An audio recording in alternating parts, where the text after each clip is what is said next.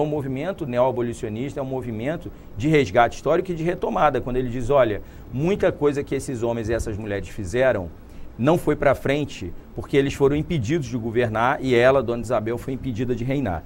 Então, a partir do momento que você tem um movimento que quer o resgate fixo, constante da história e da memória desses homens e dessas mulheres, nós estamos dizendo que nós temos de retomar, em alguma medida, esse movimento abolicionista. E no momento histórico que a gente vive, né, que acabam-se que as histórias do nosso Brasil é muito raso, né? A população brasileira conhece superficialmente o que viu na escola, o que, né, não se lê muito, sim, mas o trabalho de vocês é super importante, né, sim, quanto a isso. É, exato isso, né? O nosso problema de não cultivar, né, a memória faz com que haja um abandono.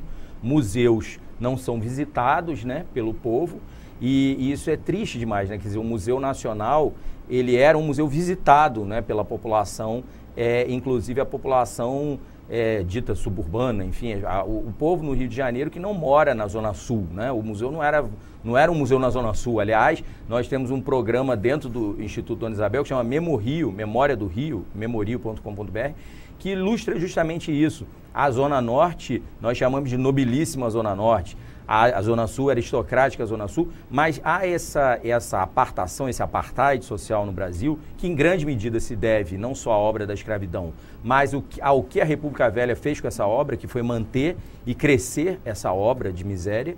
Isso tudo é verdade, né? Quer dizer, você não precisa ser partidário, seja monarquia, seja república, você tem que reconhecer o que a história nos traz de informação.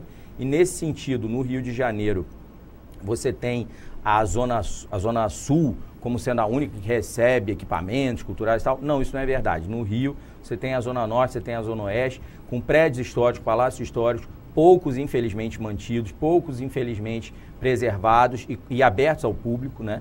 Mas há um trabalho, sim, até eu sou obrigado a louvar o trabalho que o prefeito César Maia fez no Rio de Janeiro, que foi um trabalho voltado para isso, sim.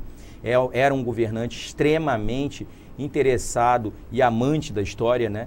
E faltam governantes assim, faltam no nosso país homens públicos e mulheres públicas, evidentemente, que deem o valor que a história possui, né? Não existe possibilidade de cidadania, e o seu programa é sobre cidadania, não existe possibilidade de um povo ser cidadão se ele não conhecer a sua história. Isso é uma operação impossível, né? De soma zero, porque veja, se você não conhece a sua origem, não conhece de onde você veio, se você não conhece a história do seu local, da sua região, do seu país, como que você vai atuar politicamente? Como que você vai ser alguém hábil para estar na arena política, né? Para demandar direitos, né?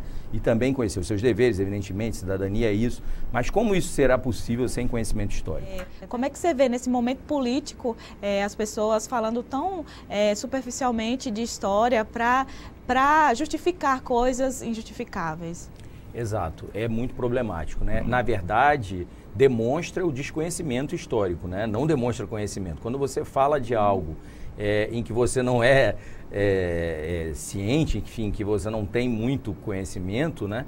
Em geral, você profere, né? Enfim, coisas muito absurdas, né? Imagino, né? Quando você escuta, enfim, nós historiadores, né? Advogados também, enfim, nós lidamos com isso no dia a dia, né? O desconhecimento da população é grande. No direito também existe muito isso, né? Muito grande. Das leis também. Agora, é um pouco absurdo quando os políticos, de uma maneira geral, não conhecem, porque eles são gestores públicos, né? São eles que estão governando o Brasil, né? Então, seja quem, né, esteja no Executivo, no Legislativo, no Judiciário, no Ministério Público, essas pessoas não conhecerem história, não estudarem história, se torna um pouco mais grave pelo fato de que administram um país, administram, né, o seu estado, o seu município, e isso não poderia ser assim, né? Isso, esse handicap, né, da política brasileira ser apartada de história, de cultura, né, de memória, não deveria existir. Isso mostra, na verdade, isso é um fator que atesta, né, infelizmente, o nosso subdesenvolvimento, né? Não há como negar isso.